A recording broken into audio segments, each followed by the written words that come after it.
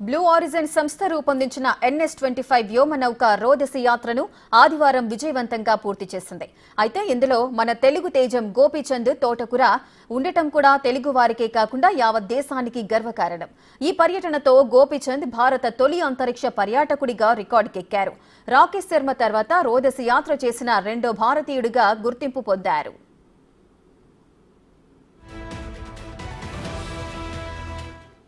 India to space. India to space! Woohoo! Hey there! India with pride. India to space. India to space! Rakesh Sharma 1984లో అంతరిక్షయానం చేశారు. ఆ తర్వాత Kalpana Chawla, Sunitha Williams, Raja Chari, Sirisha బండ్ల కూడా రోదసి యాత్రలు చేశారు. కానీ రాకేష్ శర్మ తప్ప మిగిలిన వారు భారత మూలాలున్న అమెరికా పౌరులు. కానీ గోపీచంద్కు మాత్రం భారత పాస్పోర్ట్ ఉంది. దీంతో రాకేష్ శర్మ తర్వాత రోదసిలోకి వెళ్లిన రెండో భారతీయుడిగా ఆయన రికార్డుకెక్కారు.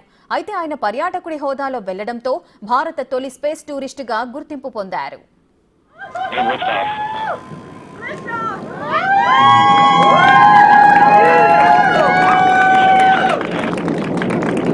New Shepard has cleared the tower. The rocket and our astronauts are. Amazon వ్యవస్థాపకుడు జెఫ్ బెజోస్ కు చెందిన బ్లూ ఆరిజిన్ సంస్థ NS-25 వ్యోమనౌక రూపొందించింది. ఈ యాత్రలో గోపీచంద్ తో పాటు మరో 5గురు పర్యటించారు. అమెరికా వైమానిక దళ మాజీ కెప్టెన్ ఎడ్వైట్ కూడా ఇందులో పాల్గొన్నారు. డ్వైట్ 1961లో అంతరిక్షయానానికి ఎంపికయ్యారు. కానీ పలు కారణాల వల్ల ఆయనకు రోదసి యాత్ర జరగలేదు. కానీ 90 ఏళ్ల వయసులో ఇప్పుడు ఆ కల నెరవేరింది. రోదసి యాత్ర చేసిన అత్యంత పెద్ద వయస్కుడిగా ఆయన గుర్తింపు పొందారు. Woohoo!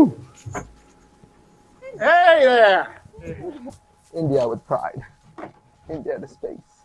India to space! Woohoo! Hey there! India with pride. India to space.